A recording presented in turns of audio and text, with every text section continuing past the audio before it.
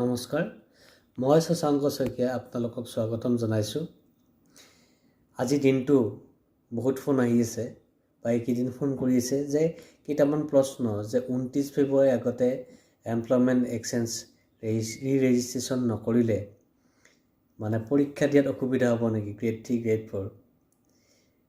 এই ক্ষেত্ৰত মই ক'ব বিচাৰিছোঁ যে এই ক্ষেত্ৰত ৰেজিষ্ট্ৰেশ্যন এটা গতানুগতিক প্ৰক্ৰিয়া, গতিকে এই প্ৰক্ৰিয়াটো চলি থাকিব।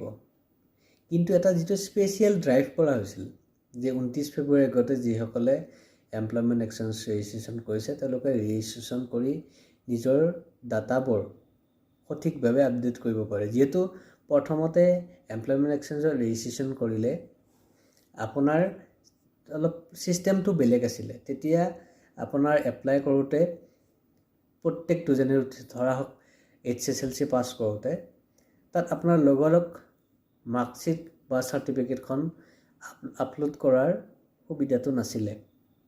ঠিক তেনেকৈ হায়াৰ ছেকেণ্ডেৰী পাছ কৰা হওক বা আপোনাৰ ডিগ্ৰী বা মাষ্টাৰ ডিগ্ৰী বা অন্যান্য যিবিলাক ডিপ্ল'মা বা ডিগ্ৰী চাৰ্টিফিকেটবিলাক লগে লগে আপলোড কৰাৰ সুবিধা নাছিলে। শেষত এটা মাৰ্কশ্বিট বা চাৰ্টিফিকেট আপলোড কৰা এটা ফাইল এটা আছিলে, তাত আপুনি PDF বনাই একেলগে আপলোড কৰি দিব পাৰিছিলোঁ। আৰু তাত কিছুমান মানে সুবিধা নাছিল। এতিয়া যিটো নতুনকৈ ৰেজিষ্ট্ৰেশ্যন প্ৰক্ৰিয়া আৰম্ভ কৰিছে তাত কিছুমান সুবিধা কৰি দিছে। আৰু আগতে মই লক্ষ্য কৰিছিলোঁ যে তাত ষ্টাৰ মাৰ্ক নাছিলে বহুতো, গতিকে কিছুমান ব্যক্তিয়ে বা কিছু সংখ্যকে আবেদন কৰোঁতে যিকেইটা ষ্টাৰ মাৰ্ক আছে ৰঙা ষ্টাৰ থকাকেইটাহে ফিল আপ কৰিছিল। বাকী কিছুমান প্ৰয়োজনীয় তথ্য মানে আবেদনখনত ফিল আপ কৰা নাছিল, যাৰ বাবে যদিও সম্পূৰ্ণ তথাপিতো অসম্পূৰ্ণ টাইপ হৈ আছিল।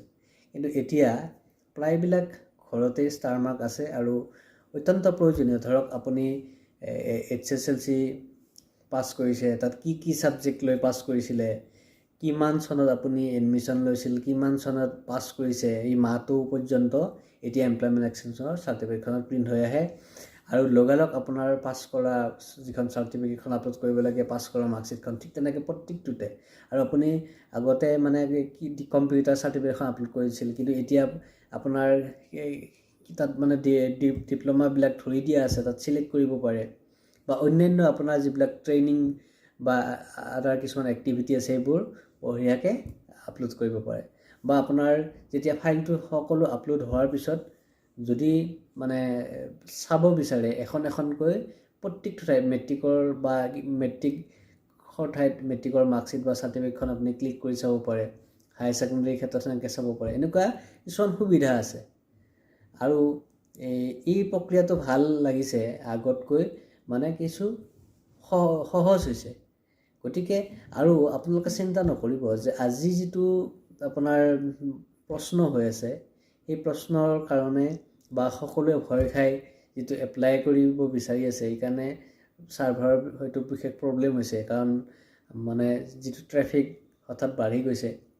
এই ক্ষেত্ৰত আপোনালোকৰ মনৰ সন্দেহসমূহ নাইকিয়া কৰাৰ ক্ষেত্ৰত RTPS পৰ্টেলৰ ফালৰ পৰা এটা বিশেষ নটিফিকেশ্যন আজি জাৰি কৰিছে অলপ আগতে যে it is for your kind information that the re-registration service in employment exchange will be an ongoing service and will continue to be available after the special drive of re-registration is over on 29 February 2024.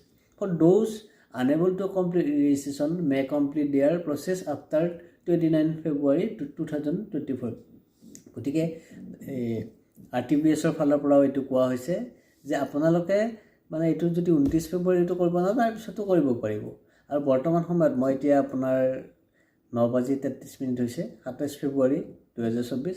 এইখিনি সময়ত মানে মই চাইছোঁ the service is under maintenance will be available shortly. গতিকে ৱেবছাইটৰ পৰা মানে এইটো ছাৰ্ভিচটো বৰ্তমান মেইনটেনেঞ্চত গৈছে। ইমান ট্ৰেফিক হৈছে যাৰ কাৰণে ছাৰ্ভাৰে কাম নকৰা হৈছে।